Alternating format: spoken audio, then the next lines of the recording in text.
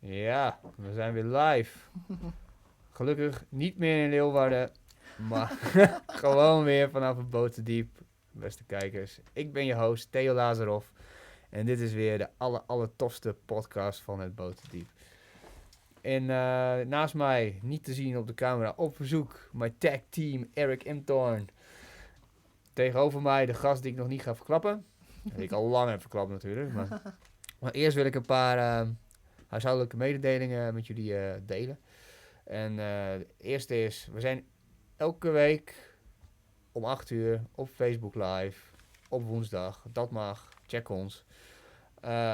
Daarnaast kun je ons gewoon checken op al je streaming services zoals YouTube, Podbean, Spotify, Soundcloud, iTunes. Check die shit out, geef ons 5 sterren, want anders ben je gewoon echt niet cool. En we willen graag nog demo's en muziek draaien voordat we beginnen volgend seizoen. Dus dan kunnen we DJ Irie een beetje aan het werk zetten. Heb jij nog gewoon platen die nog niet uitgebracht zijn? Of heb je nog tracks staan? Nou, stuur ze op naar podcast of naar DATmagazine@gmail.com. Subject line, tracks voor in de podcast. En dan kan Irie ze spinnen. Dat is gewoon tof. Een beetje exposure. We noemen je naam. Komt allemaal vet goed voor elkaar. En nu naar mijn gast. Ooit stagiair bij ons. Ik weet nog steeds niet hoe die bij ons terecht is gekomen. All the way from Aruba. We're going to do this in English. And if I can't express myself, then we're going back to Dutch. No problem. That's no problem. There's no problem, right? No problem. Oké, Kevin Rooi. Typografisch wonderkind. Hello. Echt, wat een baas. You're a fucking boss, man. Nah. Just normal. Normal guy, humble guy. Just doing my stuff. Yeah, just doing your stuff. Yeah. How are you doing, man? It's been good. It's been like summer's finally come. Finally we get some sun. I was hoping for more sun, but then it started to rain again, and I'm like, oh, okay.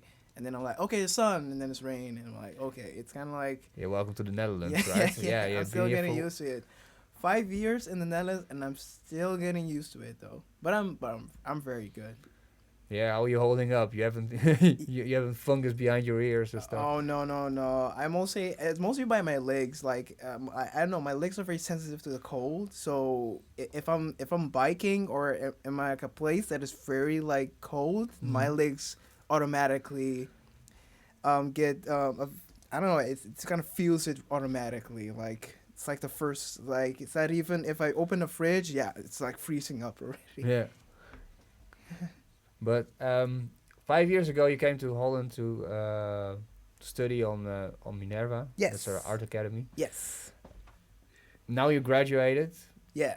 You have thousands of followers on Instagram and you're doing your thing on cups and on windows, and you're actually making a living from typography, which is very special. Yeah, because it's a hard business, right? It's really like a hard business. Most people just take it sometimes they don't actually know it. People sometimes think I can make a letter, make a letter out of nothing. But some people don't understand that sometimes letters can have different meaning, or they can have another perspective. It's kind of like graffiti. They make words, but then they make it more flashy, make it more poppy. I sometimes I have these two elements that I use. Can I say an F word in this? Yeah, podcast? sure. Yeah, no problem. So sometimes when you say F you, fuck you. Yeah. If you write it in a very clean way, it comes very very nice. It's like saying go fuck yourself, very nicely. But when you have it really bold and really gritty and very raw, it has another impact. Sometimes people don't understand that types can also have impact of what you're saying, and that's the beauty of it. You can punch someone in the face with "I love you," but at the same time you can say "I love you" with "fuck you," right? Yeah, exactly. Yeah. So it's kind of sometimes people don't understand that, though, and then sometimes people, sometimes the hard business about it is some people, they do make fonts. I can make a font, but it's not actually something like a living, though. I mean, I know a guy that can make a font from bold till Latin till thin till ultra till that, but in the end he won't get as much as much work and value of the work that he actually dedicated to the whole thing. So that's why it's kind of like I won't say like something dying, because normally people don't make fonts anymore. If somebody wants to make a font for themselves, then they're more motivated to make it. Like I always get like people telling me, like, Kevin, can you make a font? Like we want to use your font like in our videos or things like that. I'm like, okay, cool. One day I'll make a font, but Yeah, for people that don't know what a font is, it's like all the letters in all one style. In one style. It's very challenging though. Yeah. You know that I heard someone made the font of the Dagblad van het Noorden. Yeah. And they told me, that guy did it. And I was like, oh my God, that's like a pretty shitty job, man. Everything has to be perfect. It has to be the same. And it's like, you can. I think no font is perfect. You can go on and on and making it millimeter by millimeter, making it more perfect and more perfect. It's kind of like they say like fonts are like bodies of people. Like if there's like a fat person, like the B has to be fat, like has to be fat, and then from the D and the P it's the same thing, it has to be again. When you have a thin person, then the letters have to be thin. Also, it's like a fun way we use. Like sometimes we take letters and we make it off of people. Like they could be thin, they could be wide, they could be short, they could be long, and then that kind of helps us with the thing. But it's really, I think that's where my architecture comes in, because it's actually making it from scratch. Yeah, and sometimes I do like that, but mostly I just make custom letters. So people ask me for a T-shirt or something like that, they want me to make the design like something for them, and then I do it for them. If I'm having fun, then I will make an alphabet. But that's only if you're having fun. If I'm having fun. And you have enough Benjis to exactly. to survive the month. How you like your gin tonic? It's really good. I actually drank it one time. Shout out to the Duchess. Duchess, though. One of my friends actually introduced me to this drink, and then I'm like, oh, okay, I'm drinking it again. Yeah, it's actually pretty amazing that you already drank it, because it's just released in Holland. So you have to be close to the source. Yes. You're in the inner circle. I actually met one of those people that they actually work at like a office, and I know the people that own the office, like a close friend of mine. I'm like, yeah, like Duchess, they got it. It's like really good. It's like non-alcoholic gin. It's really good. He was like, yeah, I met these guys. They're very awesome guys, and they're giving everyone these ratings. I say it's really good. South Africa, just a little piece of South Africa in your mouth. Yeah, that is literally what it is. Yeah. Eric is smiling because we're making this a big commercial. Yeah. Okay, back on topic. So, okay, you're just like becoming a big player in the typographic industry in Holland. At least we want to pimp you like that, you know? Okay, but where did it all begin? I think it all, well, that's kind of like a difficult. I mean, like I have one that's like where it began, and like officially began, and then I have one that's like where it kind of began. I think it started. Well, first, if can I go back in my like when I was a little kid? Yeah, sure. That was all. I think it started when I was into graffiti because Wait, you were in graffiti? You were a tag artist? No. And in that time I was living in Aruba.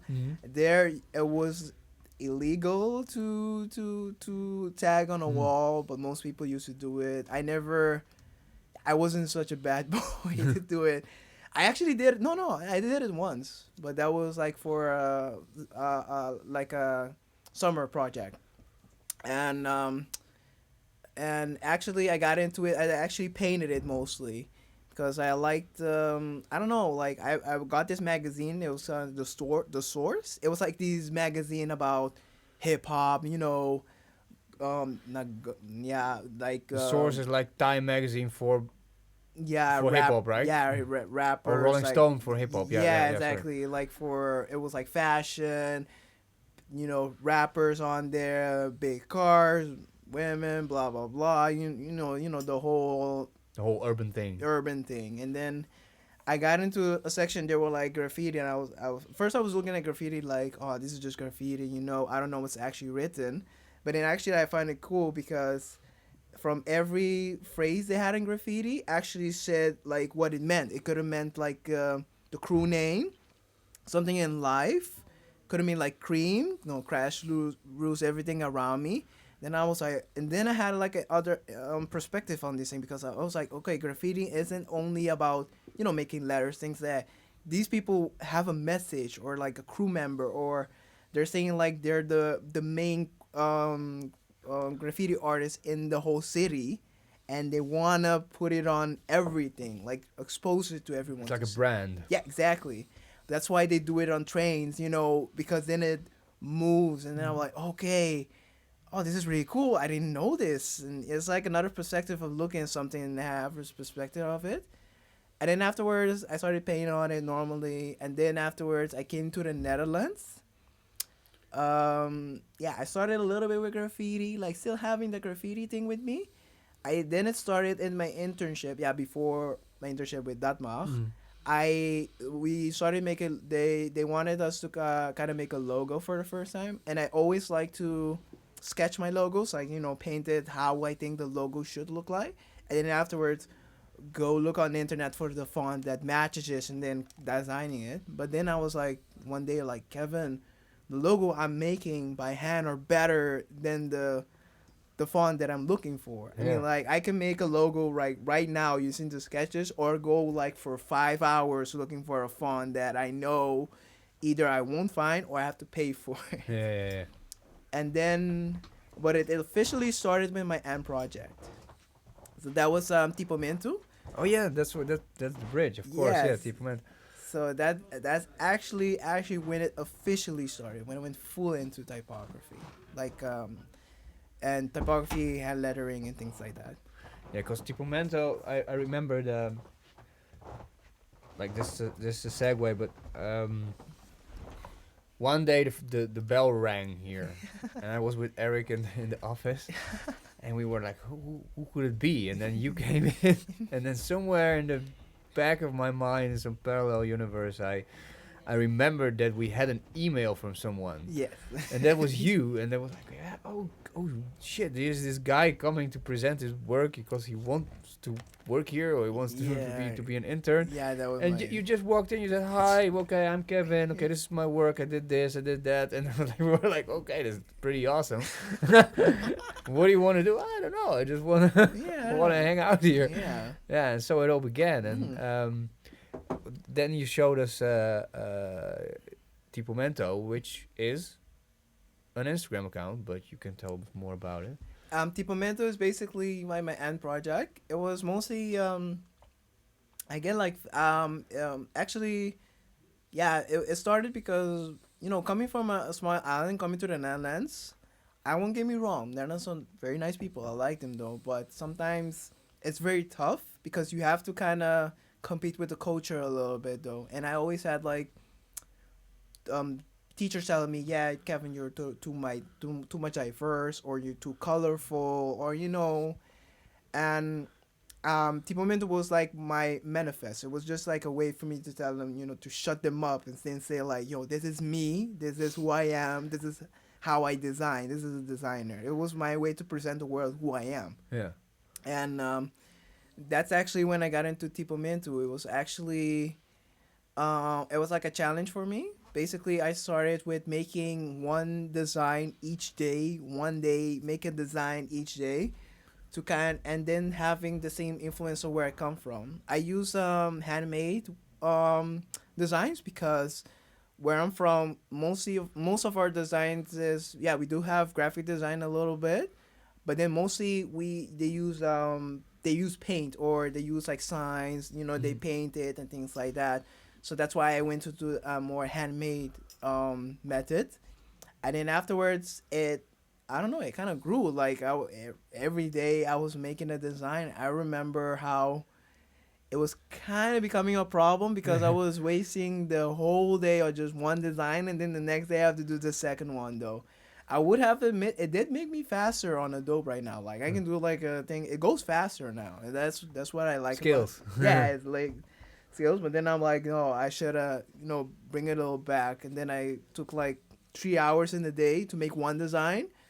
3 hours, okay, done. And then I have the rest of the day to do whatever I want. Yeah, but if I remember correctly, it's like you made it like a word. You took a word from Papier, and then you made it like a drawing, like in very nice typography. The meaning in Dutch and in Papier, or was the meaning in Dutch was it described?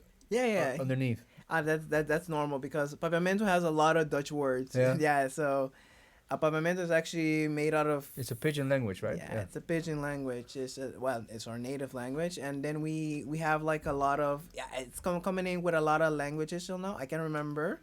All I remember is it's a little bit of French, Portuguese, Dutch, English, Spanish, a little bit Spanish. That's 5 of them. I could be incorrect. I looked this up in Wikipedia, so I may be incorrect. Sorry, fans in Aruba. But yeah, the point of Tipomento was to make my native language visually understandable. So I can say like, we can say milk. Yeah. But for us, how we say milk is leche. And then my goal for that was to make it visually understandable that anybody in the world, when they see it, they understand, oh, this means milk. Yeah. And it was a way for me to, and of course it was Instagram. Of course, you don't get a lot of followers. I didn't actually mind that. It was just the goal of me taking this identity, this culture I have, where I'm from, my roots, and then present it to somebody else in the world. Maybe I get like 3 or 5 followers afterwards. I didn't actually care. As long as those 3 and 5 followers are influenced about it, then I'm okay with it. Yeah. I remember that there was like one very colorful douchey. Yeah, is lekker.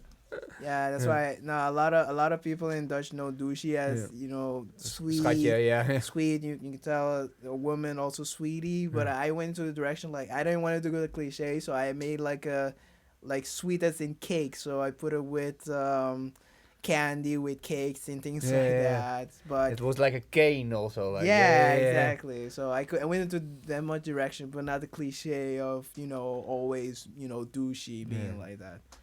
But yeah, but basically it started like that. I say it started like an end project, but till now it's my passion project, and I'm still continuing. You're making every day, or are you slacking off? Yeah, I'm slacking off because I'm getting clients till now, things like that.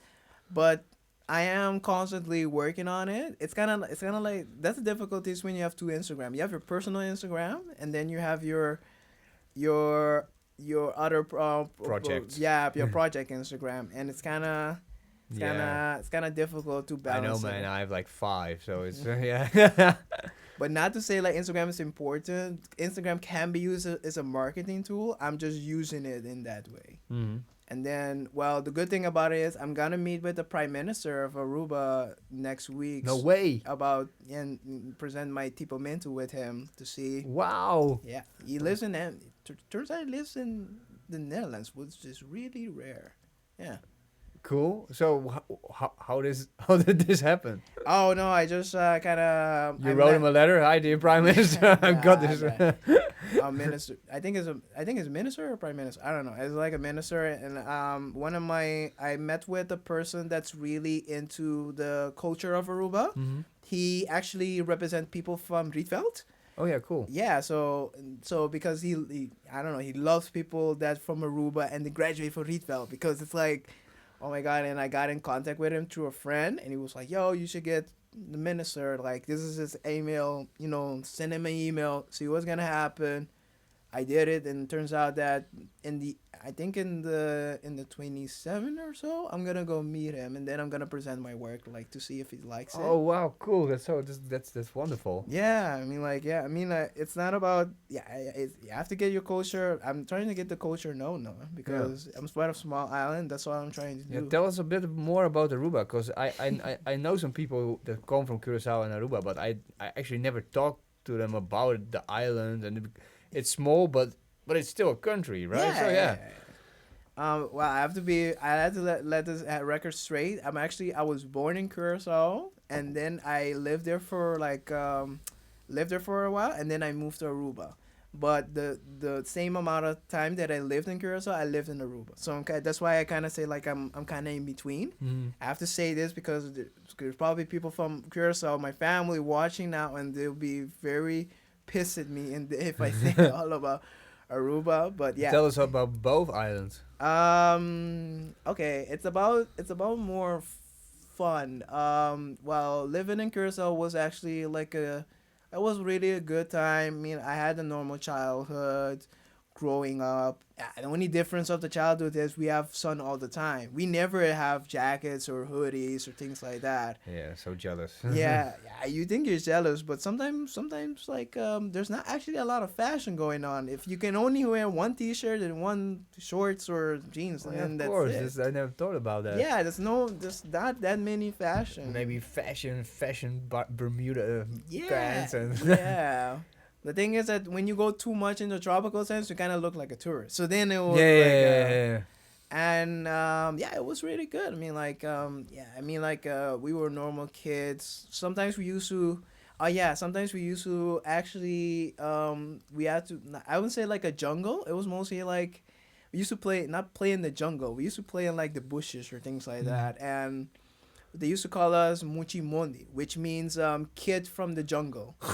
So when we were kids, we used to just go outside to play, baseball, things like that, or on the street, or sometimes we used to go into the jungles and then just make up our own ideas. Yeah, having fun.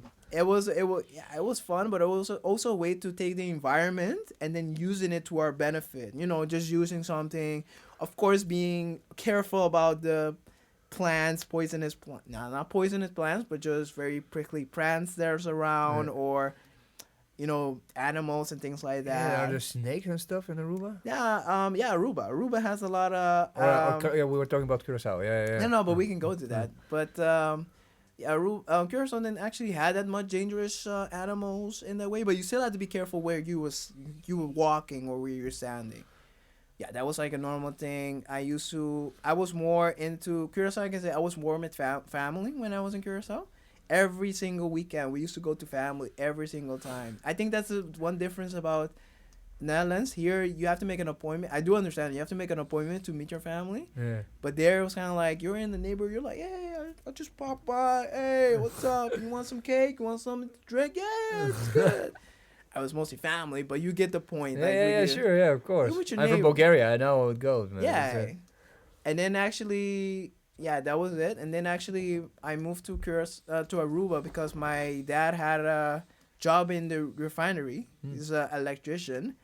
I like to say electrician because my dad never actually liked to tell us what he does. He's a very mysterious guy. Oh, really? Yeah, he's very. What's his name? It's Etzel. Etzel. I find that as a grown-up name. That's an adult name. And Etzel. Etzel, yeah. Yeah, this guy knows shit. Yeah, Get shit done. Yeah, exactly. And then I was weird because I can't imagine my dad as a little kid called Etzel. Like, he's like this grown-up and like Etzel. I'm like, okay. Is he a big guy or what? He's bigger than a little bit bigger than me though. And then and then he got a job at a refinery, and then we lived in Aruba for the first time, and we were away from our family because all our family lived in Curacao, so we moved there, and then we had to get accustomed to the whole system of Aruba, and it was kind of like integration a little bit though. Is it very different? Yeah, it's kind of different. From Curacao to Aruba is very different though. It's the whole integration process you have to go into it a little bit. I remember we had to go to international school just so we can get into like a normal school. Oh, yeah. Shit. So that's when you, because the papiamento is also different, right? Yeah. It's kind of like Frits, like Frits in Dutch, right? Vlaams. Yeah, like Fries. Fries. Yeah, Fries is totally different. Yeah, so so Curacao has papiamento with a U at the end, and then Aruba has papiamento with a O at the end. So it has how can I explain this? Curacao is more, they say like we sing the words. We're more of a singer. We have more what's it, clemtones? Klemtonen, yeah, intonations. Yeah, intonations, yes. And then Aruba is more like normal, like without clemnation and things like that. All the K's, that's the words that start with K's become C. It's like it was really a trouble when I was in school because I had to change my whole language of writing Yeah. when I got it. But it was really. How old were you when you guys? I think I was a teenager at the end. I remember I was in the 5th grade, and then I had to switch. I went to the 5th grade in Aruba, and then I went to the 6th grade. And what's the culture like? Is it more because you're very close to America, but you were? Mm-hmm. Are you still Dutch? No, no. You're No, independent. That's a long time ago. No, people don't know that. Yeah. That's an agreement that till now people don't know. Even people in Aruba don't know. We actually don't know if because on our passport it still says we're Dutch. Oh, so you still are Dutch? Yeah, exactly. But nobody knows. It's like a open agreement. Like everybody can go up and down. Yeah. What it is because Aruba could be like we have nothing to do with Dutch, but then actually when the queen when the king comes to Aruba, we're like, oh, King's Day. Okay, we need to celebrate it now. But wait, your Dutch isn't perfect, but you can understand Dutch and you can speak Dutch. So it's not it's like. Did you learn Dutch in Aruba? Yeah, we learned it in Curacao, and we actually in Curacao was more strict. From the second it was the 1st grade you had to learn Dutch. You had to learn it as a kid, and actually in the elementary school, things like that. You had to speak Dutch in the class, like while you're giving answers to the teacher, you had to say it in Dutch. And then Aruba was more like, yeah, you can learn Dutch, but then it was like, yeah, you can speak our normal language just to understand it. Slackers. Yeah, slack. I don't want to say that, but yeah.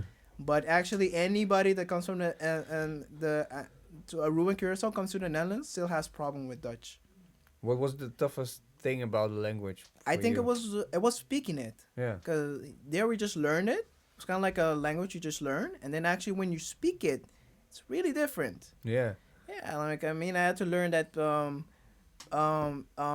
pape means something else, like straw. Like I used to remember I went to the McDonald's. I asked them, can I have a straw? And then like, can I have a pape? And then they mistook it for something really awkward.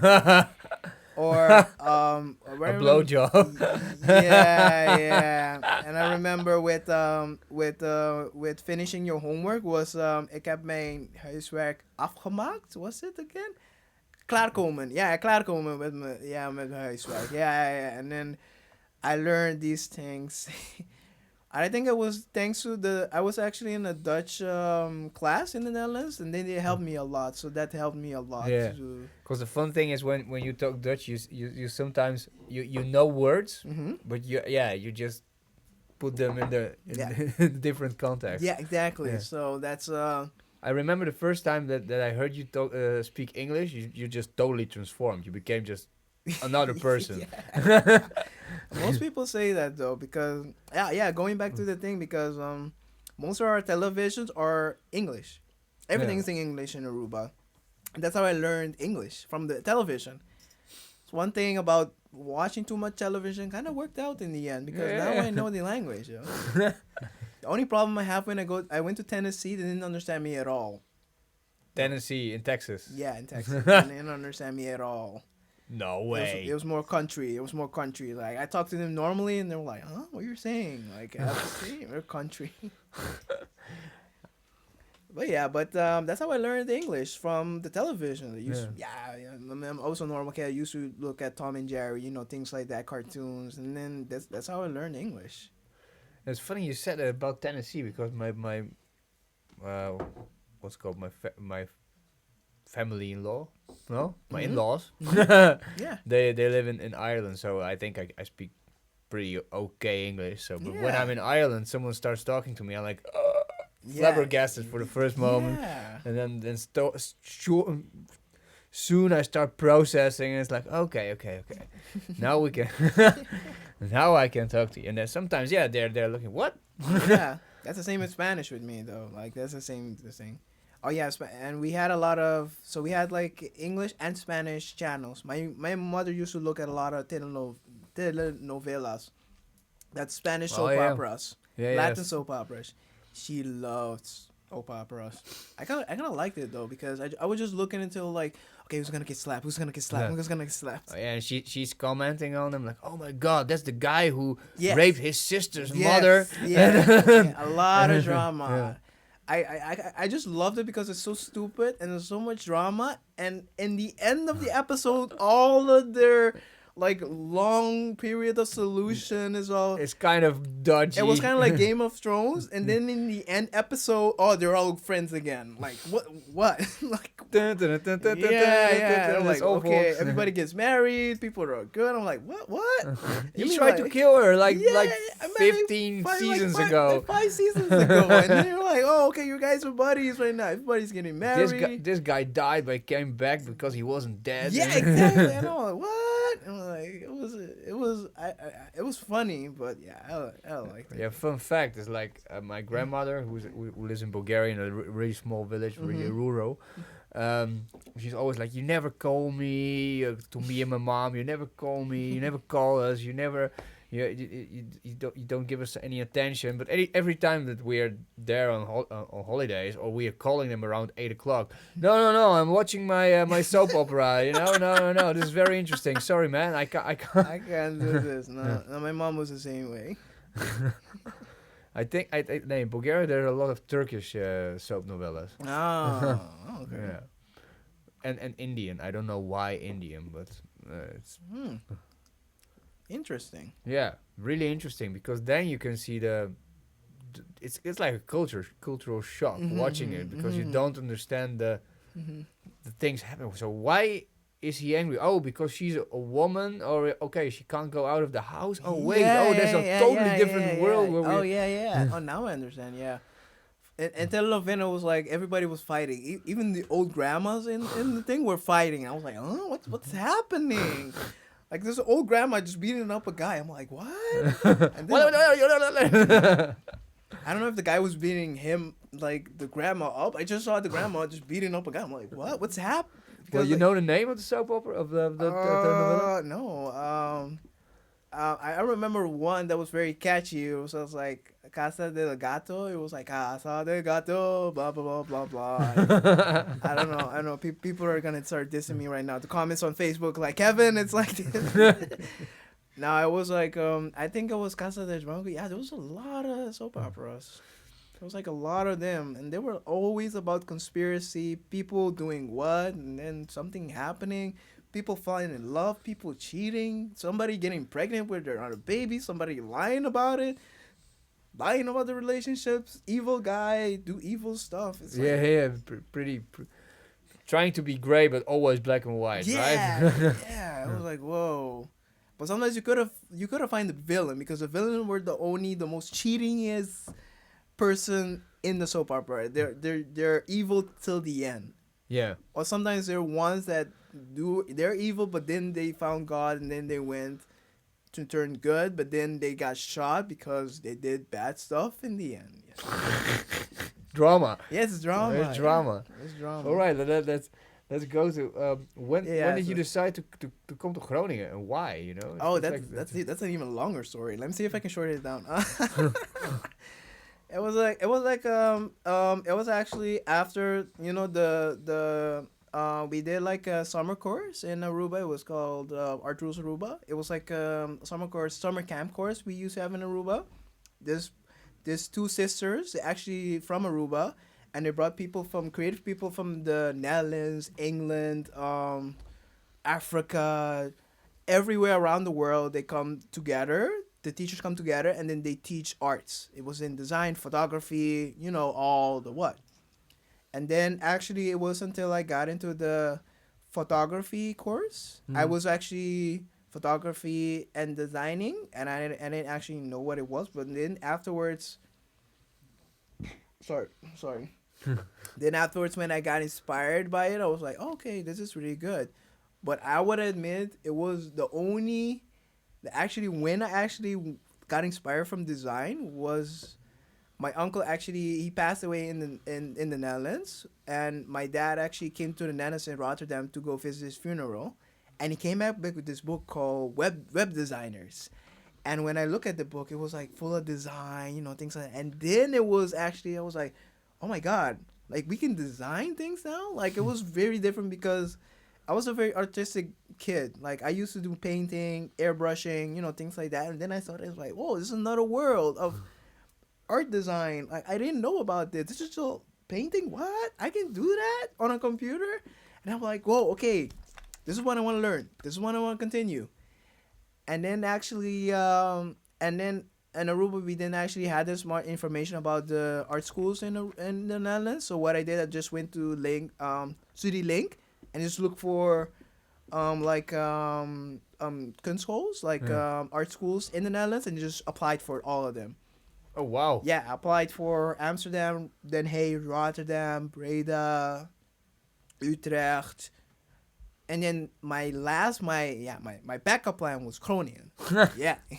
So it came to plan B. Yeah, it came to plan B. I remember, all of them, I didn't go. Breda, I found out there was, a conspiracy going with the whole school geld thing. I was like, nah, okay, off. Then, hey, they told me, I got accepted. And then afterwards, they sent me another email saying, no, sorry, we met somebody else. You were not accepted. What? That's really a weird story. Yeah, so that went off. Fuck you, The Hague. Yeah, I can't say that. Amsterdam, I didn't hear from them anymore. And then it came down to Rotterdam and Groningen. Rotterdam told me, yeah, you're accepted, but I needed to go to Rotterdam, do an exam, and if the exam goes good, then I can apply for the studies in Rotterdam. But then Groningen were like, yeah, you got accepted. I'm like, good. I'm like, okay, well, fuck this. I'm going to Groningen. Yeah. So that's the whole story of how I get to Groningen. I came to Groningen for that way because they accepted me one time, and then what work did you use to for your application? Oh my god, it was weird. I still have it, and sometimes I just look at it and I'm like, Kevin, why did you do this? Oh, come on, this is a winning moment. Look, this is where I was. Yeah, I actually made it in WordPerfect. Word. Yeah. Oh, you did some word art. Yeah, WordPerfect, and then I had this whole my mostly designs were mostly photography, a little bit of designing. But in the way of learning Photoshop in the way, and then I found out that you cannot just take a picture from Google and then use it because that's somebody else's. That's basically you're stealing somebody's work royalties, and then making it your own. And then I kind of found out, okay, I shouldn't do that, things like that. But yeah, it was kind of mostly that stuff, photography, some volunteer work. And yeah, that kind of got me in, basically. Cool. And I had to do it all basically by myself because I had a foundation that helps people in the Netherlands go from Aruba go to the Netherlands, but the foundation barely had any connection with Academie Minerva, so that was the school I got accepted to. Yeah. So I had to kind of do it by myself. So I had that's to stuff. Yeah, so I had to apply for them. I did ask them to send them things to Minerva, but I didn't hear from them again. So it came down to I had to wait. And there's a time difference between the Netherlands and the Aruba. No, it's 6 hours difference. So sometimes so Aruba is 6 hours back in time. Yes, exactly. Yeah. So I had to wake up at 6 o'clock in the morning, I remember, to call somebody from Minerva to get it at 12 o'clock in the midday. Yeah. So it was a lot of mornings that I had to call and send my application and things like that. Because if it passed 12 where I'm from, it's already night here in the Netherlands, and then I miss my chance. Yeah. Wow, that must have been a big adventure then. It was. Well, it wasn't when I got to the Netherlands. Oh yeah, the story with the bus, right? Yeah, my bus fell into a slope. Oh, tell it. We were laughing our asses off. It wasn't. I have to admit, it wasn't the first time I came to the Netherlands. I came here one time in the Netherlands already with my family when I was a little kid. But this was the first time I came by myself. I remember we were in a bus. Everything was going fine. We got to the airport. The bus picked us up. We're on our way to Groningen. We got to a place in a lounge. And I think it was in Leeuwarden. Yeah. and Leeuwarden, and yeah, they wanted to take the bus over. There was like this steep, narrow road, like very sandy road we needed to go on to get to the lounge at the other end. We went in there, everything was going fine. Then one of the tires got stuck, and then two tires got stuck, and then the three tires got stuck, and then it actually went on the slide. Yeah, you. Yeah, we all. But someone's laptop was. Well, not crushed. mine. Oh, Not your mine. Not laptop mine. Not mine. Oh, not yours.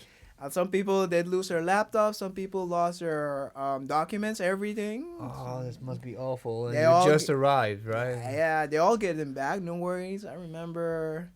Adrenaline is like it was like a one day that adrenaline it's like a real thing because we had to actually break the glasses so we can get out. And I remember I was climbing out with my bag with my laptop in my hand. I didn't realize all my blood on my hands because I was taking from the mirrors and the glass came into my hand. Oh, whoa. So I didn't feel it at all.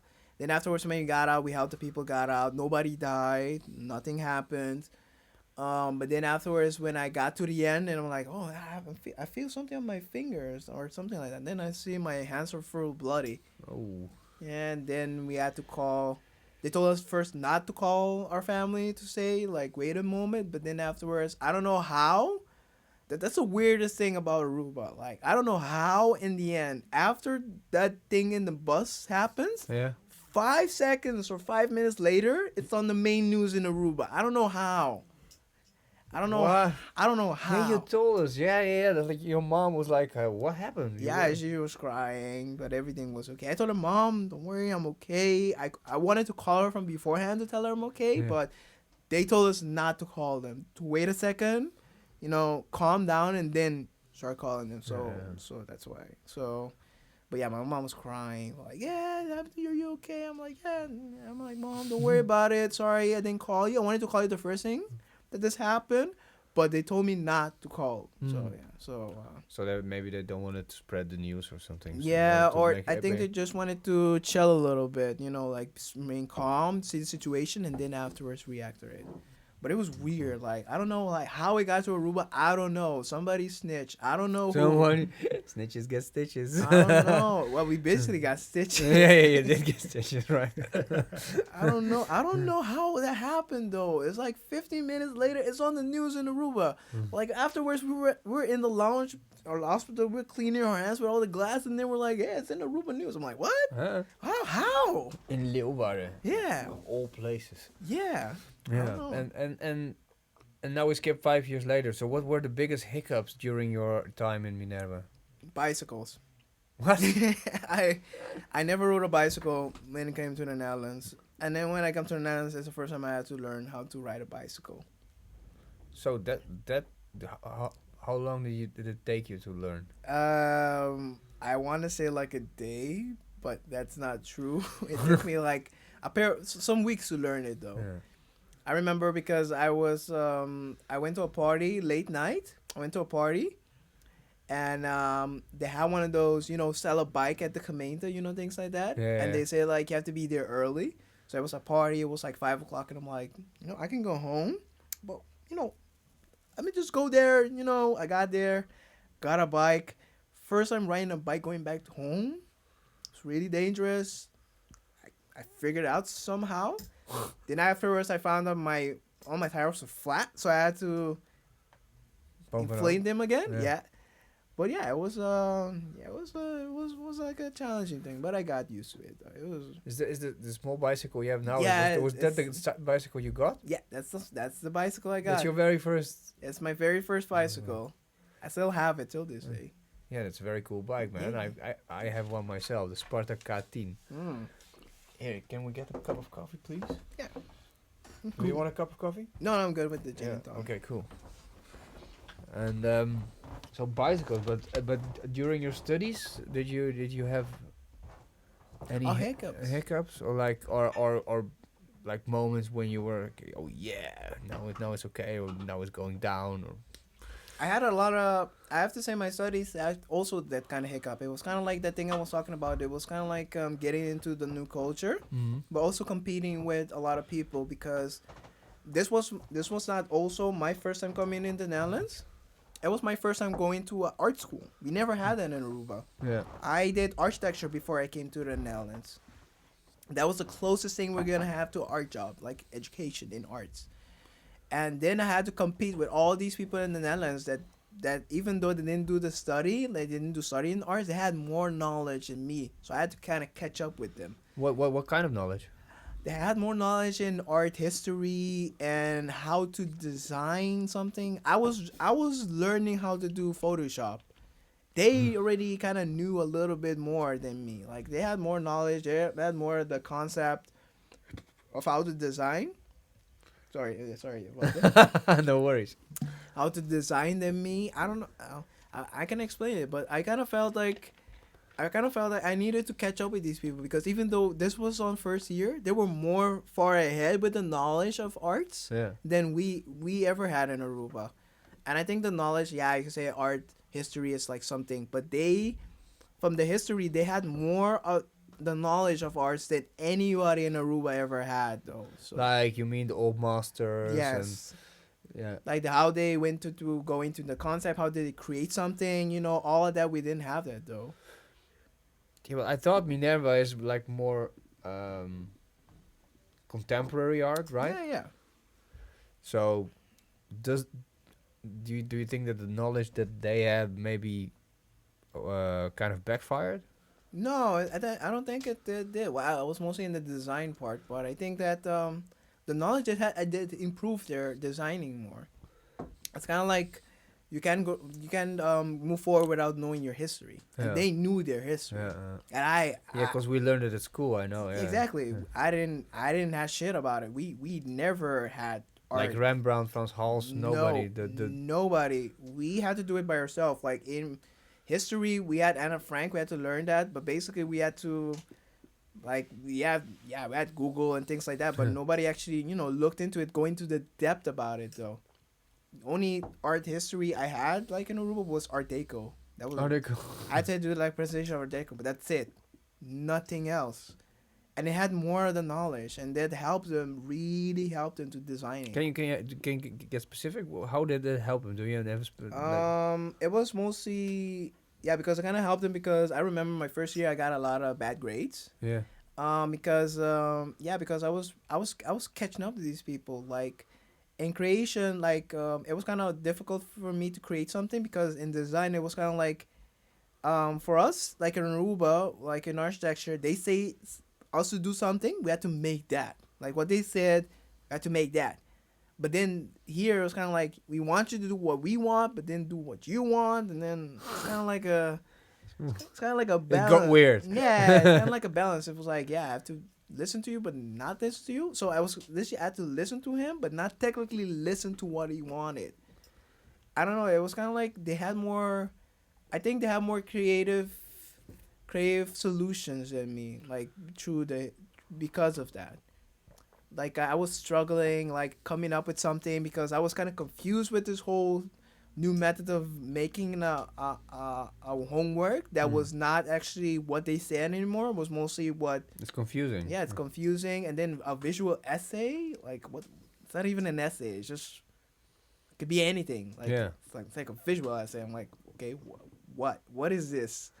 I don't know what this is though. So what was the point that you started to get it right? Like I think in the second year I can say, because in the first year I was having problems. I got a lot of bad grades.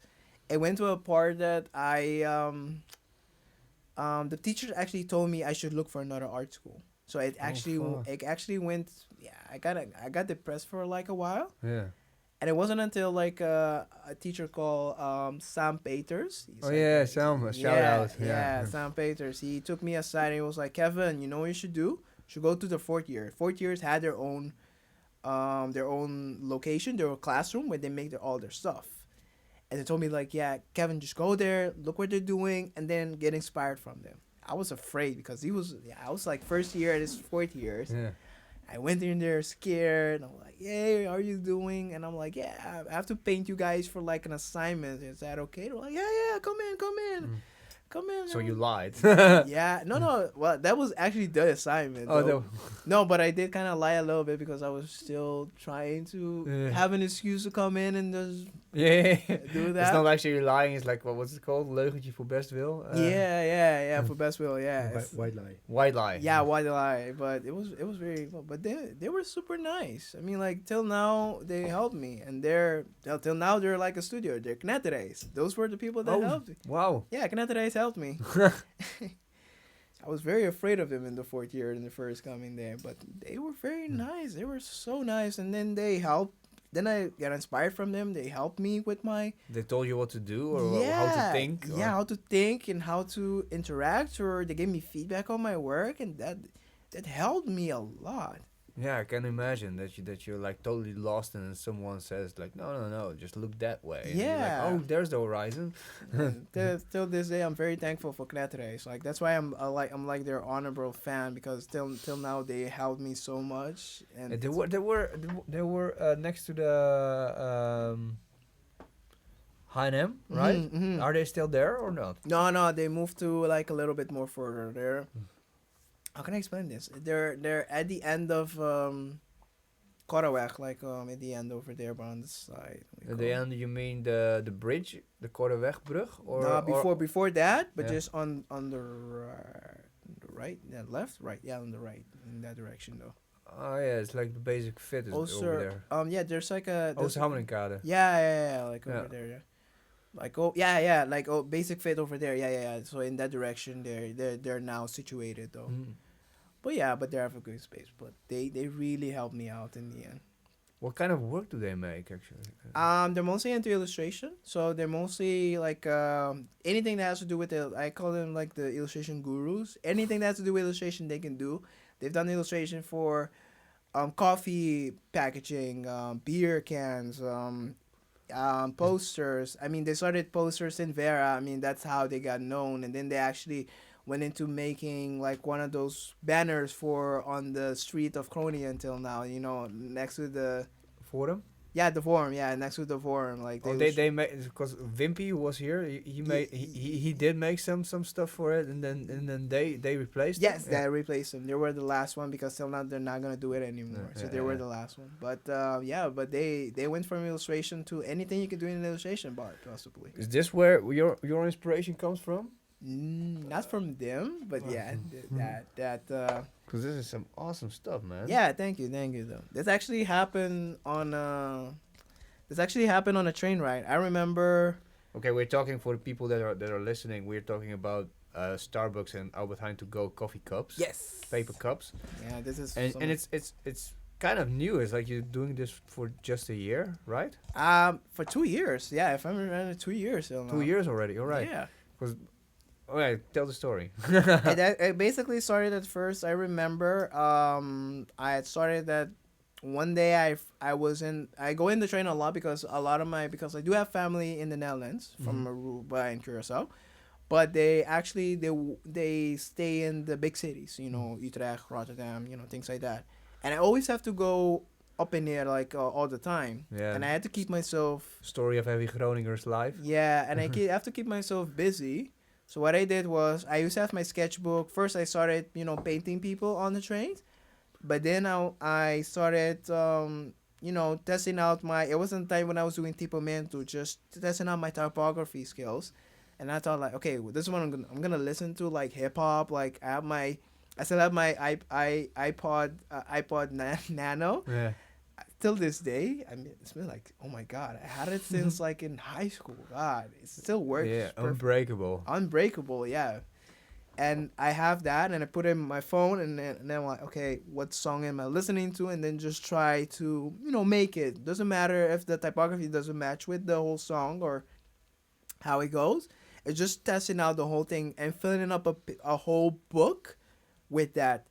With those words, with those lyrics. And one day I remember I forgot my book at home, and I'm like, oh god, I have all these pencils. I got all these, there's music flowing. I want to do something. And then I had this one of these to-go cups with me because I just drank like tea. And I'm like, hey, wait a minute, this is paper, right? And I'm like, hey, why not just do it on this, Mhm. see what happens, and then it actually started from here. It was it's very difficult to do because you're in a train that's also it's a round object, Yeah. and there's also movement in the train. Yeah. It's a very difficult thing to do, but I like a challenge, so that's why I took my objective to just doing it, and then actually, yeah, it went from here to to one of these, and And it kind of exploded, right? yeah, On it kind of Instagram. exploded basically.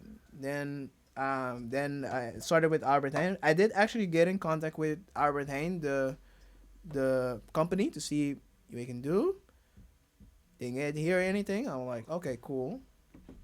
I was like, okay, let's go to bigger stuff, and then that's where I started going into the more Stardust because Starbucks, sorry, Starbucks, yeah. Starbucks.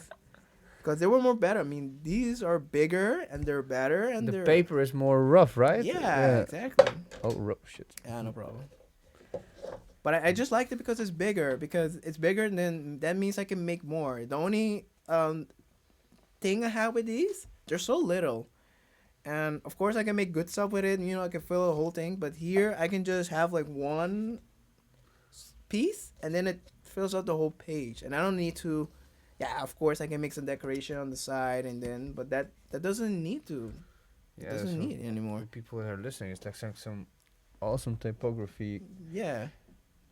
Like when I'm looking at it, it's almost like this isn't drawn. No. It's printed. Yeah, exactly. I had that problem because the problem is it's too good. Really? People didn't believe you did it? No, people didn't believe I did it. No, I have to, because sometimes when you're posting on Instagram, people don't see that you did it, but they like the process of how you're doing it. Because when you have a video showing your process how you did it, they're like, oh my God, he does make it. People like the process more than the end product. Yeah. So, yeah. But it brought you like this cups were like a stepping stone. Yeah, they were like episode. And then it started this cups. Then I started to go to like studios. Like I had interviews with studios, companies, big companies, and I always used to go with them as a thank you for them. I used to go with like one of the cups. This was one I made for G2K. That was called the Pit in the days. Now it's called Days. Oh yeah, Pit. Yeah. Yeah. Pit. Shout out to former Pit days. Yeah, Pit Days, yo. And yeah, actually, yeah. So I made this for them, and then I used to go to like studios and then just give it to him, because I find these cups are good. But the problem is when you make art, it's kind of you just have it laying around in your whole place. So I thought like. My mom always tells me, yeah, you should give people a gift just for inviting you to somewhere. So I thought, like, why not make this cup with their logo or their name on it, and then put a little glitter, finesse, and then just give them to them. And then from there, started to go to companies. I went to a lot of companies, studios, graphic design industries, big graphic design agencies. And then that's why I like the Starbucks now, because now I started going to bigger companies. So I went to like last year I went to Adidas. Like I met one of the art directors over there. Yeah. He was a really cool guy. I saw that he had posted the cups you gave him. Yeah. Oh on my Instagram. God. Adidas team, they love the cups. I mean, like because afterwards on the same day we had a party, and I was invited by another company. We went to the same party. They were like, yo, and there's somebody like, yeah, I'm the guy that made the cups. They were like, oh my God, we love the cups. even that, all the people in Adidas were saying like, yeah, we love the cups, man. Hey, thank you for that. Like, and they were like, yeah, even the people from Nike, because they had some people with Nike who were working at Nike in the company. They became jealous, like, fuck, Yeah, we need that guy for his cups. Yeah, exactly. No, but it was really cool to see though, and that's why. But what are there any perspectives on that on that end, or? Well, till now, like the guy, like the guy's really cool. It's called Robert Robert Glad. I think I'm saying it right. Glad. He's a really cool guy. We just talked about like my work, how it come so far. It was kind of like to show like a person, like an art director, like in the youth country, if my work does come to the quality of doing huge work. Turns out it does. Cool. Because he had nothing to say afterwards. So after seeing my work. So cool. Yeah.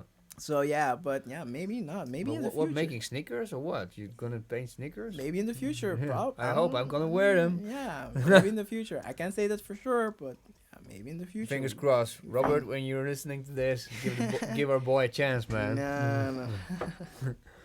And all right, different topic because Mhm. you're doing this cup thing. You're painting windows. You did that for Young Capital, Yes. and a lot of. Turns out, if you're good enough, there's always Yeah. jobs you can do, right? Things Yeah. you can do. People like beauty, so Yeah. Till now, it's very. I kind of feel like I'm still like that's the thing that combines it a little bit about hip hop because I still find I'm still living that hip hop life.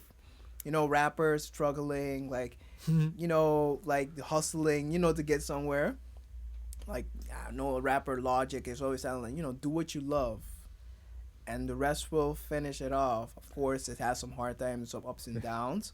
so you're not pushing crack, you're pushing typography. Yes, exactly. I'm pushing typography though, not doing drugs or weed or things like that. Yeah. Just pushing it through, and then just working on that though. Of course, I am realistic. I mean, the world's not that that much. I do see the world as with an eye. Mm-hmm. Still pushing to what I love. I mean, like I want to see how far I can get with this thing. Until now, I'm just pushing it as long as I can. So, but you were here. You were like a year in coming every Friday at DATmag. Oh, yeah, just yeah, sketching yeah. and chilling and Yeah. eating kroketten. Oh yeah, you used to make the croquette. Yeah, Croquette Friday. Oh, Remember? you didn't do it. Yeah, we anymore. don't know it. We got healthy. and you kind of helped us out with the tests for the DATmag. Yes. When there's food and there has to be tested, Kevin is your boy. Yeah, I remember that. That was a sushi project, The right? sushi part, yeah. Oh God. And you were too late for the stampot test. Yeah. I saw. It teared me up inside because you were like, "Oh no, I'm too late. Yeah. There's no more food." I have to admit that you guys actually helped me a lot because actually I came to DATmag. Well, actually we knew each other because we went to the Men at Work. You remember those parties? Like you used to have the host those parties with them. Yeah. We did we used Men at Work as a gallery, Yes. and that got them fired. No, just kidding. No. I mean, now you can say that because they are out of business. They are out Like, of business, You yeah. can say that right now. Yeah, but no, we used to do some music events, and then we had a small gallery in the shop. Yeah. Yeah, it was kind of urban stuff going on. And then I think I met, I don't know who I met. I know I met Freek. I know I met him or Tom or Eric. And I met you, Derek. Yeah. You definitely didn't met me because I would have remembered. Yeah. And then afterwards, and then I don't know, Freek or Eric or some people told me like, yeah, come here whenever you want. And then I remember that was the October I came. I remember it was October because it was right next to my birthday. So I just came.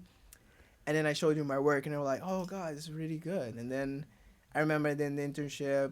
I was doing an internship also with my final project because I was also working here for DATmag, and then you guys were also helping me with my With a video, right? video essay, my visual essay. I was making like another interview I've been making in documentary.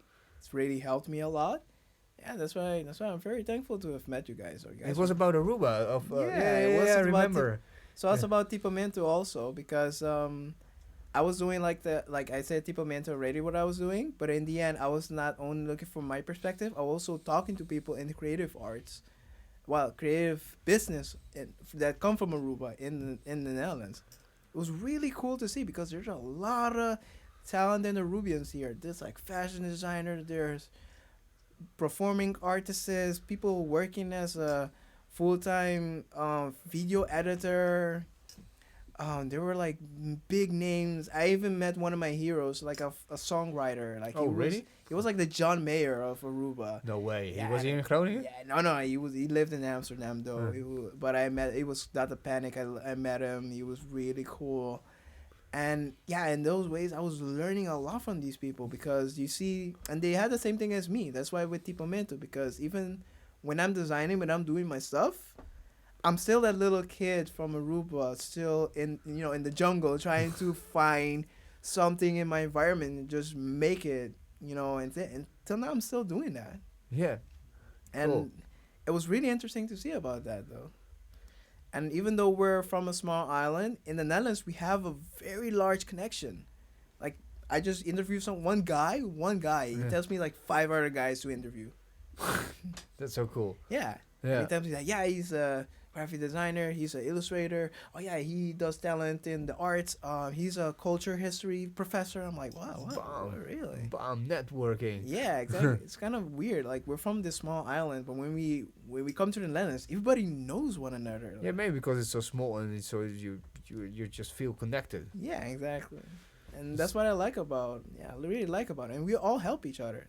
We didn't have it in Aruba. In Aruba, it was more about competition. You're from a small island. You're gonna compete with every creative person over there. Yeah, sure. Yeah. That island isn't big enough for both of us. And then when you come to the Netherlands, everybody's helping. Freaking out because they have to ride bicycles. Yeah, yeah, that's me. That's basically me. Yeah. Yeah. And we were talking with Freek and Eric and Tom. So you remember how Kevin came to us, but what did he actually do here?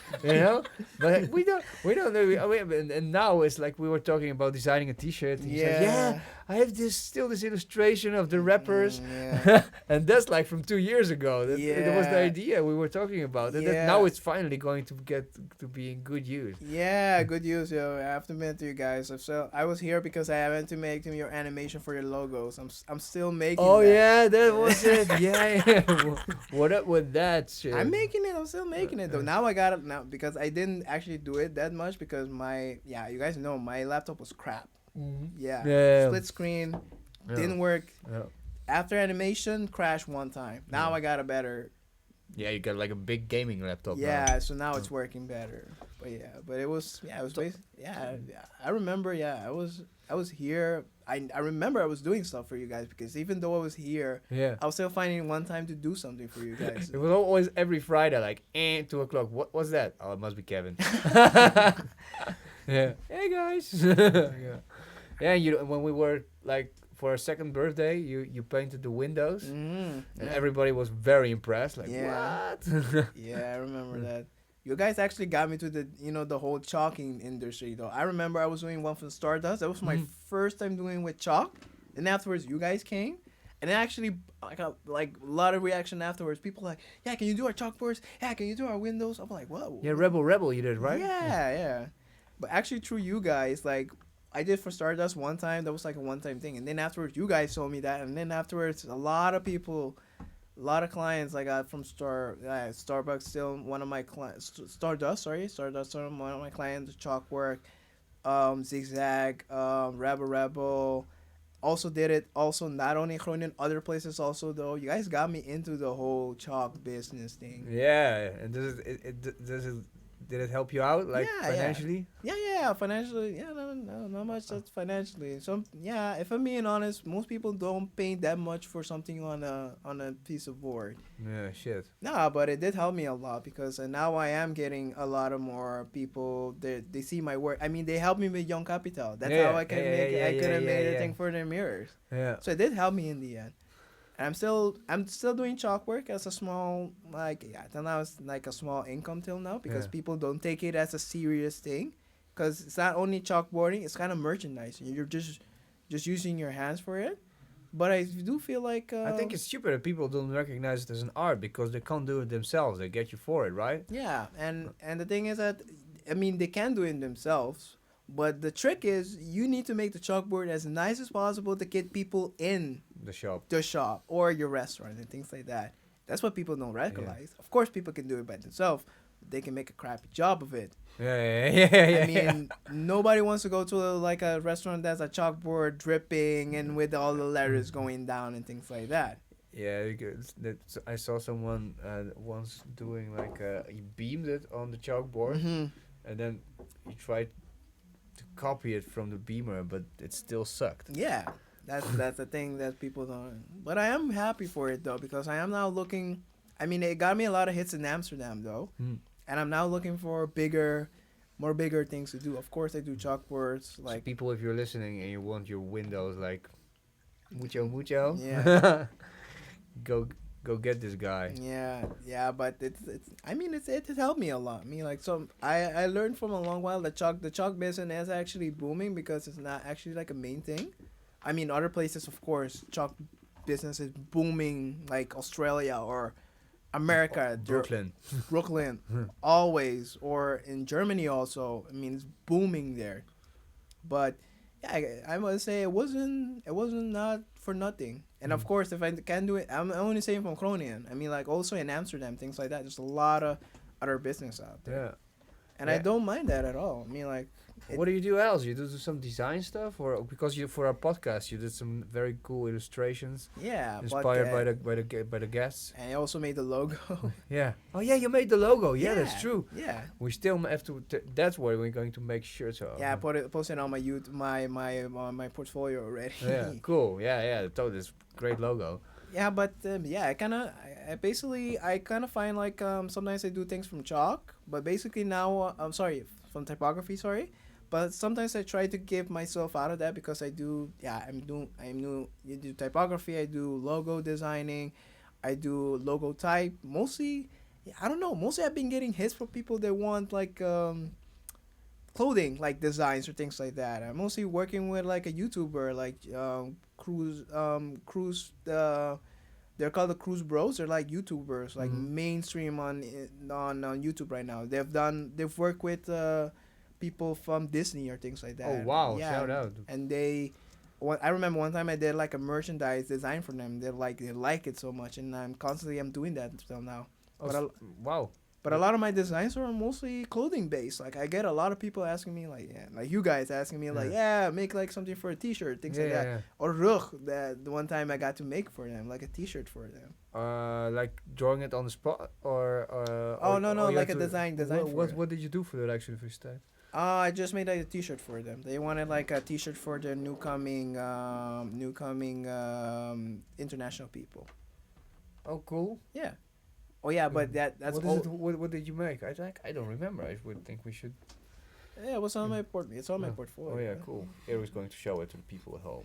It's called rug. It's called it was at the welcoming party. They Mhm. asked me to. I remember because Tom actually introduced me to the guy. They wanted like a T-shirt for their. Oh, I remember now. Yeah. Yeah, they I wanted a remember. T-shirt, and then they came to me because they wanted something hip and trendy. That's okay. That's something from the viewers though. When you tell a graphic designer hip and trendy, That doesn't mean shit. it doesn't mean thing. That's like taking the perfect picture. Everybody has their own perspective of perfect. That's when you're saying hip and trendy. That can mean anything. Yeah.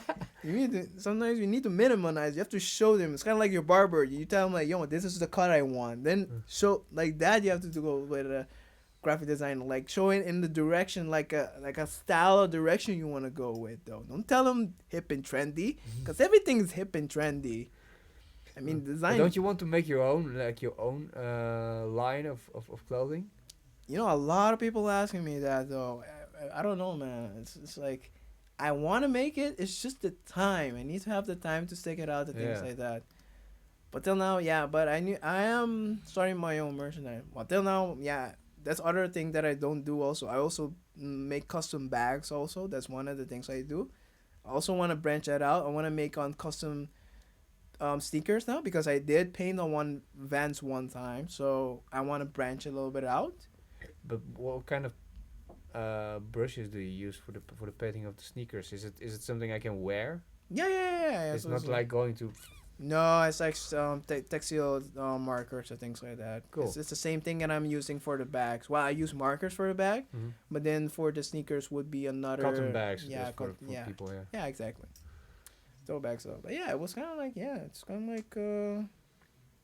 it's kind of like that. But I get a lot of designs of people asking me like in the market. And how do you get your clients? It's like from Instagram or? Yeah, mostly I get my clients from Instagram. And Young Capital I actually got from Behance. I remember that. It was right before Christmas. I remember I was in Minerva just selling one of my custom bags. And I got this weird thing on Behance. They were like, yeah, Kevin, we have this assignment. This is how much you're going to get paid. This is what you want. I'm like, They told me the amount. I was like, hell yeah. What is Behance? Behance, it's like a platform for creative designers. A lot of people, it's kind of like Pinterest, Mm-hmm. but as for designers, like international the illustrators. Oh, so like 99 designs. Do you know that? Sorry? Say yeah, like 99 designs were more structured. This is like a platform that professional studios people go to it, and then they see like their portfolio or their work. Oh yeah. Okay. Cool. So it's kind of like a more professional way of looking at other people's designs Mm-hmm. to showcase them. A lot of people studios they use it as also like a marketing scheme, but some people now use it as another website, just to show their work. Yeah, like I use Medium for my writing. Exactly. Yeah. So it's kind of like that. So that's what Behance is. But that's how I got into Young Capital because they told me like they needed a person that can do more rebel, again. Hip and trendy. Yeah, exactly. Hip and trendy, which I know nothing about. Then they use from my Instagram, and then I got into their records. Mostly my clients come from Instagram till now. Yeah. Sometimes I go to the clients myself because I can say like I'm a designer. Clients come to me, but I can tell you this from experience. Sometimes you have to go to the clients.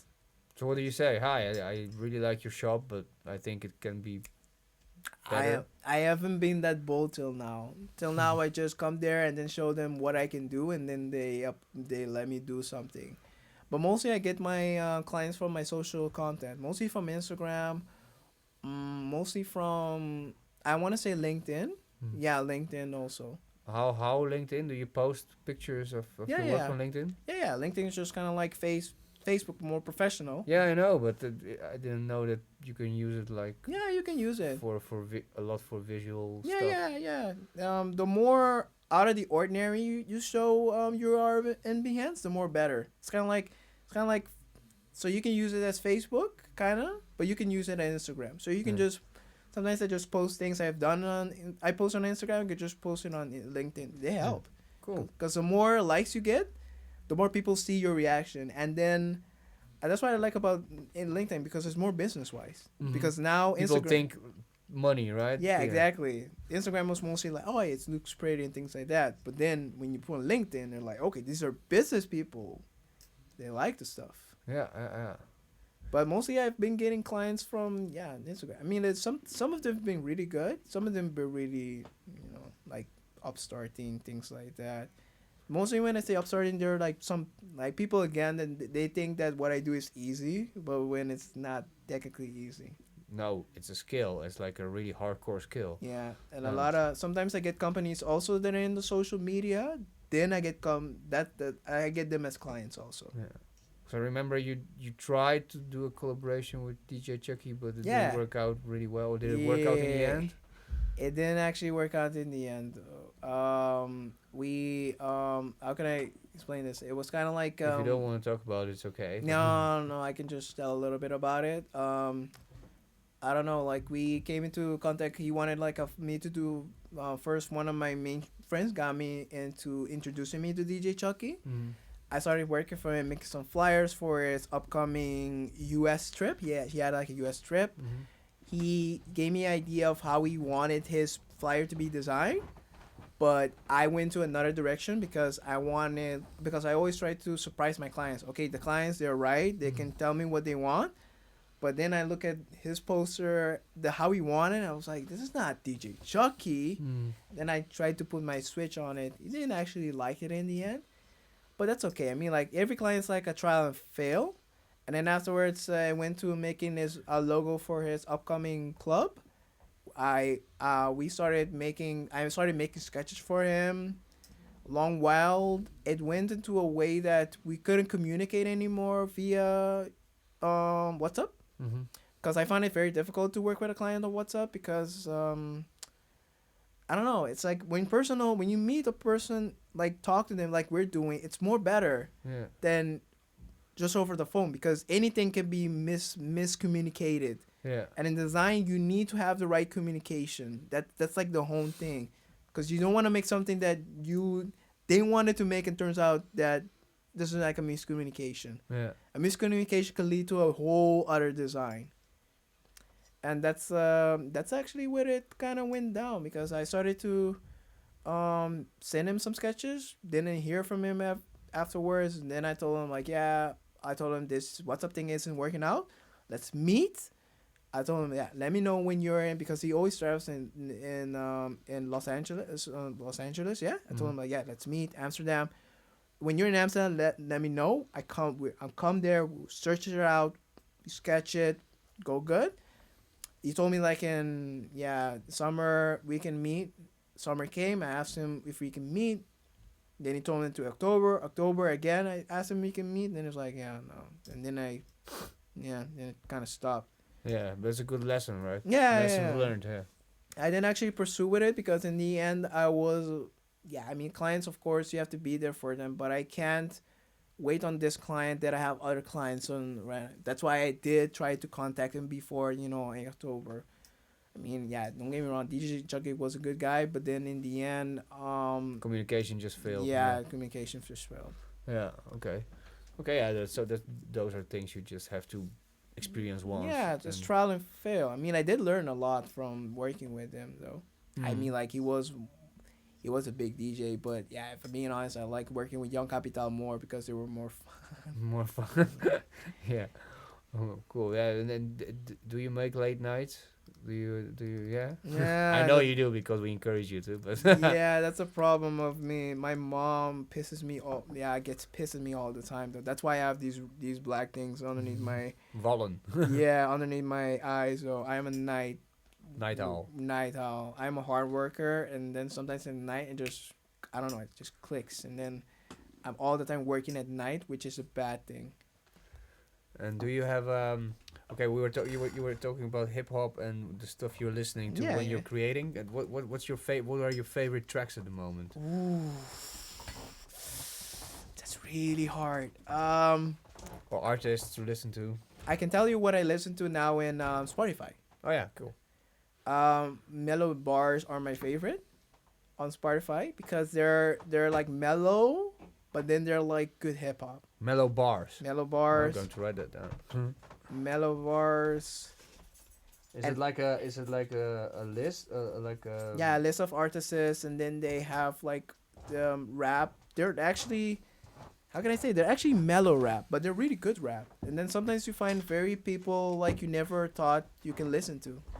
Do you know what rap stands for, by the way? Rap? Yeah. Nope. What was it? Oh yeah, rhythm and poetry. Oh. Someone told me this. Rhythm and this poetry. Saturday. Oh, that makes sense. Yeah, I've been a rap fan. I didn't even know that. Yeah, me too. Yeah. Rhythm and poetry though. Thanks. But yeah, I know hip hop was because of the singer, right? Like no, so there was like an. You want more of this delicious? Yeah. Thank you. I think hip hop was made from a song. Like I remember it was like the hip, the hop, the hip, yeah. And the Sugar Hill Gang. Yeah, exactly. That everybody pisses on in the hardcore industry, right? They were. I mean, they started the whole hip hop thing, like the word hip hop. So I don't know. So, but they were like, they weren't the real MCs. They were just some guy. One was working in a pizza shop, and the other one was working in a shoe store, and I think this woman, I don't remember her name anymore, but she was like a soul singer, and she had her own record company. But then she was old, and she was like, okay, I do this block party stuff. This I think there's money in that. Let's see, what are they doing? Oh, there's a DJ, and he's like. He's scratching, and there's this guy who's working the crowd. Oh, I think that could work on record. Yeah, and then she didn't go to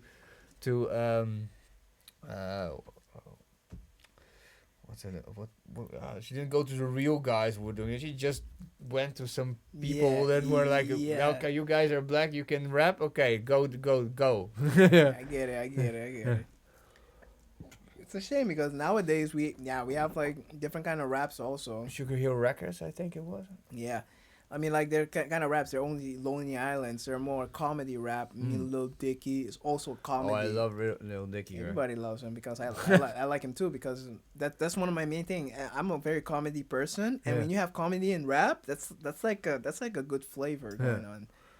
It's kind of like Will Smith, like Yeah. So yeah, I have to put it out. So it was Mellow Bars, Luffy, hip hop Luffy. I don't know that. Luffy hip hop is like a thing on YouTube. It's actually very, it's very perfect. Like if you're studying or you want something like really calming for you to listen to, you listen to that, and it's an ongoing live video stream, and you listen to that, and you're learning. No, sorry, you're studying. You can be studying, working. It goes so good, and it's hip hop. But is it like a few DJs mixing it, or? I think it's one DJ. If I understand it, it's one I would say like a group or something. I think it's one DJ just making like beats. Yeah. And you just listen to it, and it's really good, and it's way better because it's not one of those bullshit calming music studying thing. Yeah. It's hip hop. It's just very calming. There's no people screaming. I mean, of course, on hip hop, you want to hear like, people screaming, like Mob Deep, things like that. People screaming, things like that. But this is just like very calming hip hop, and you can just go into it though, and it's really, really good. And sometimes I use that when I want to listen to hip hop, but I want to be okay. I don't want. This is distracting. If I listen to people rapping, it's distracting. It's too many words, too many things. Your mind has. And then I go to Luffy, and it's very calming. And this hip hop, no words, and just very calming. Nice. And basically, other hip hops. I like trap music. That's like, if I'm like a hip hop fanatic, I shouldn't say I like trap music, but why? I don't know. It's really trap music now. It's like kind of like not like hip hop. It's like mumbling rap. It's like mumbling rap, basically. I like the trap music that I showed you, like the trap music combined with rock. Yeah. Because I love rock. I like Metallica, Golden Road.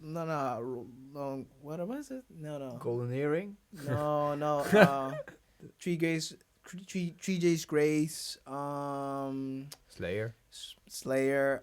Linkin Park, things like that. I used to be all over that thing when I was a little kid.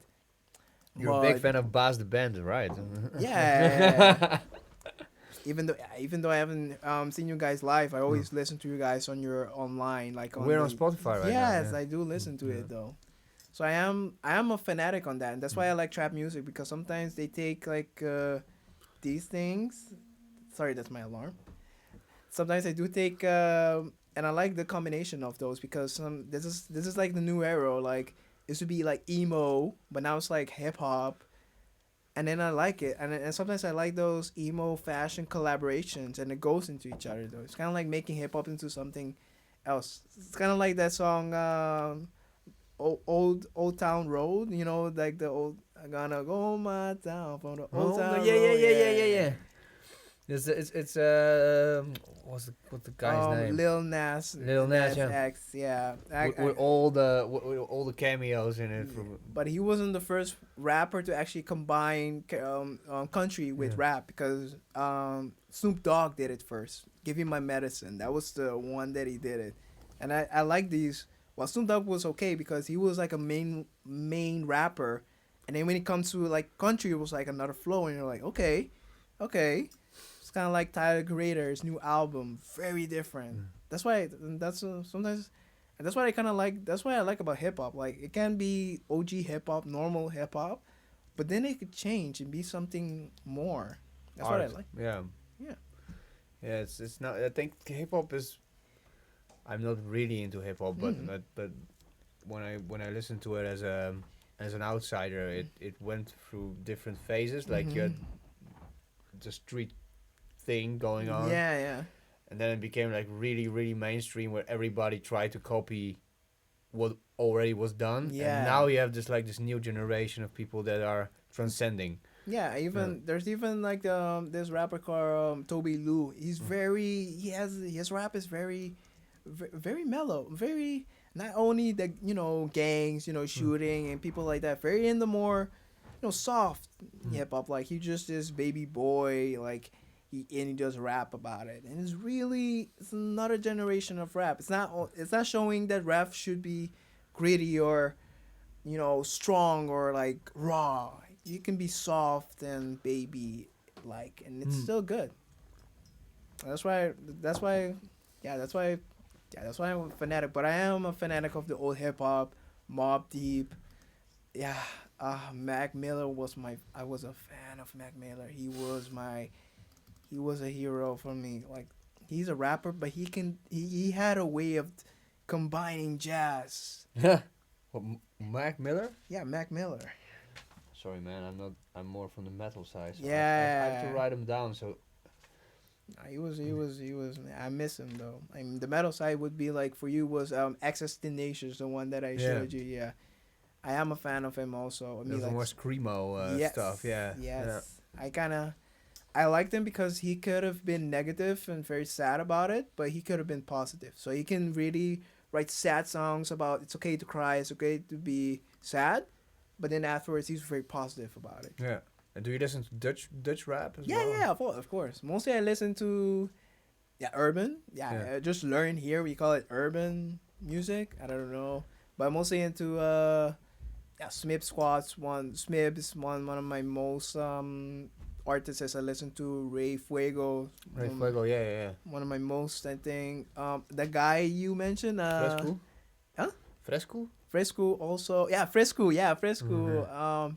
Gino Peter Mai. Yeah. Fresco. Drizzy is one of my favorites. There's a lot of Dutch raps I like till now though, but mostly it's like mainstream. There's not actually like one. I would say like the only Dutch rapping that I actually follow from old till new is Ray Fuego till now. Cool.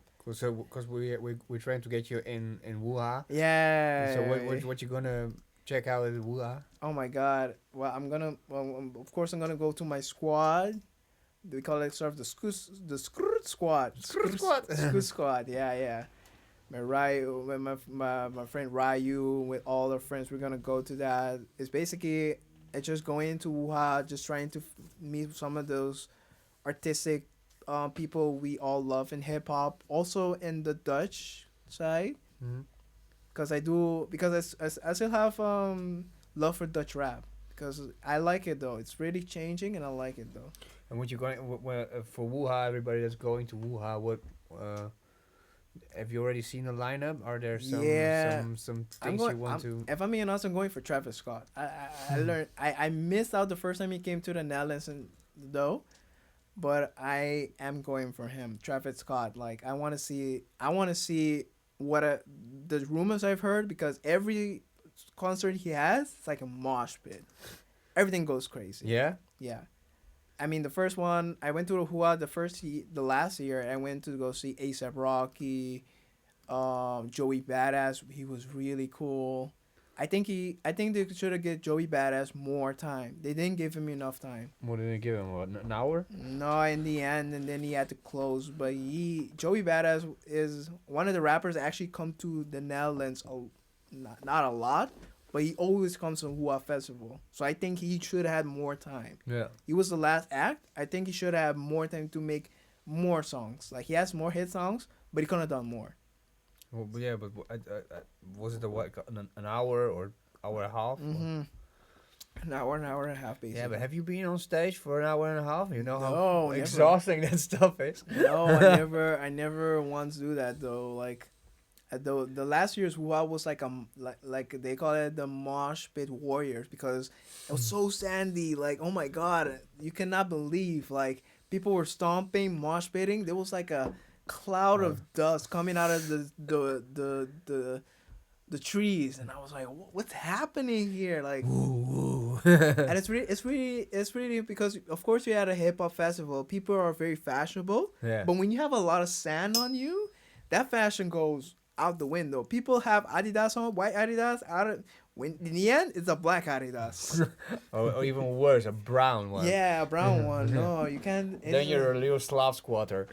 No, you cannot go to. I hope this year it's more cleaner though. But I really, but this year I saw the lineup. They have a really good. I only know Travis Scott.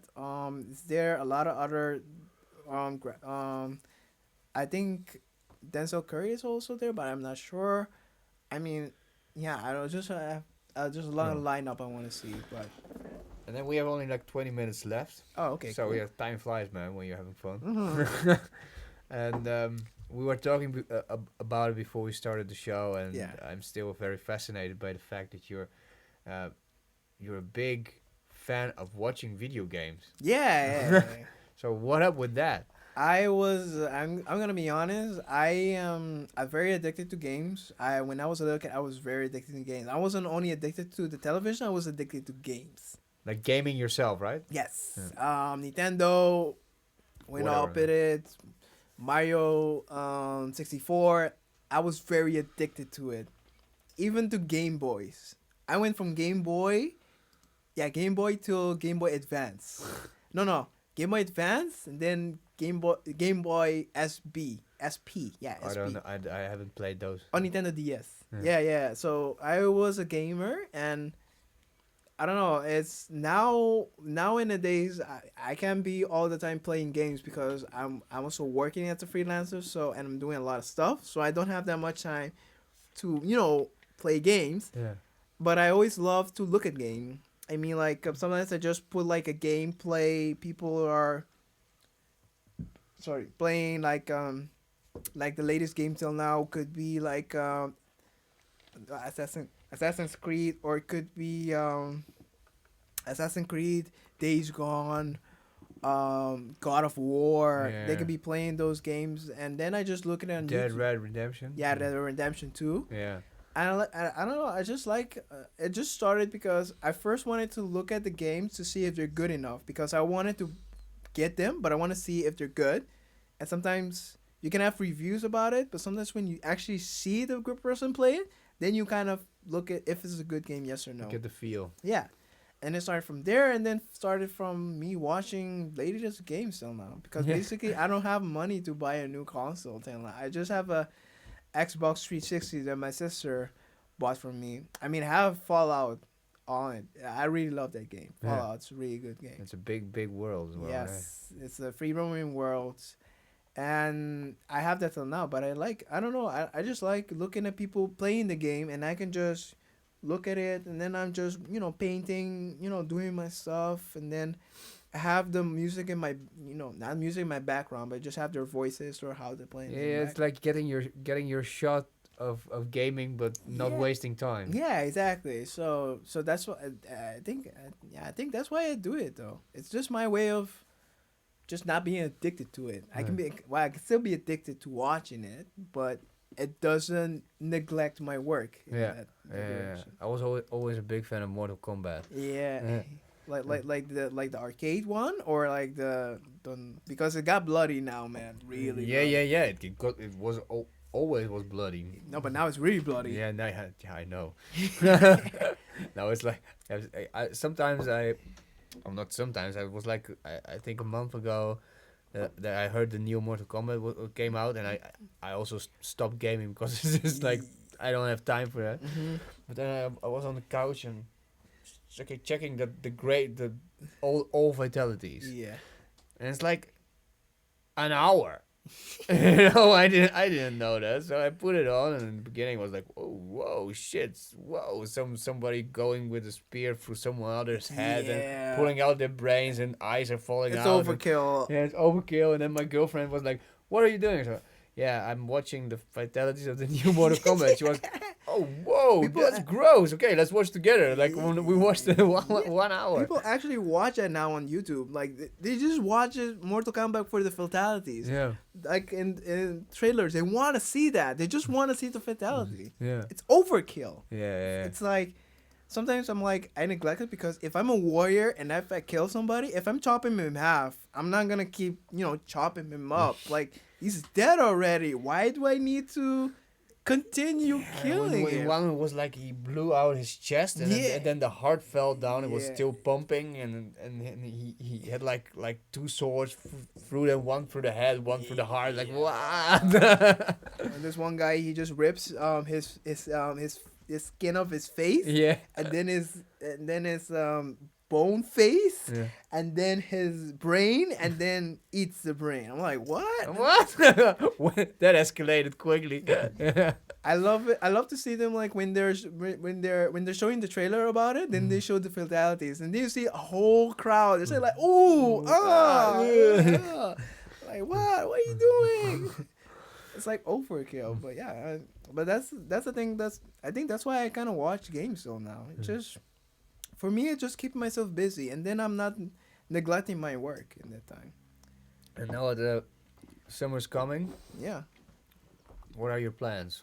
Ooh, they're like a stepping. That's the thing about that's the thing about life. Sometimes I'm open to life. Like anything can happen in a one moment. One time, well, till now I'm just planning on moving to doing my masters in Brussels. Doing my masters over there for 2 years. That's my idea till now. Well, of course, my mother's gonna come here in the summer also. So I'm gonna. It's her birthday, so I'm gonna be having time with her. And then afterwards, today actually I went to meet with the Sting company though. The clothing. Yeah, the clothing company for like a job as a designer. So I don't know. I don't know. I keeping my option open and seeing what's gonna happen. Cool. But keep us posted, man. Yeah. I really loved you having you on the show because we see each other very often. But, but I'm always here. Yeah. At 2:00. I'm trying to be more early though. This is why I come in 2:00 because maybe we should start making croquetten again. Yeah. Then I come more early. Yeah. You're getting skinny, man. We have to feed you more. Yeah, probably. Yeah, that's a trouble. Yeah. Cool. Yeah. 5. Let's cut this out. Klaar? Ja, klaar.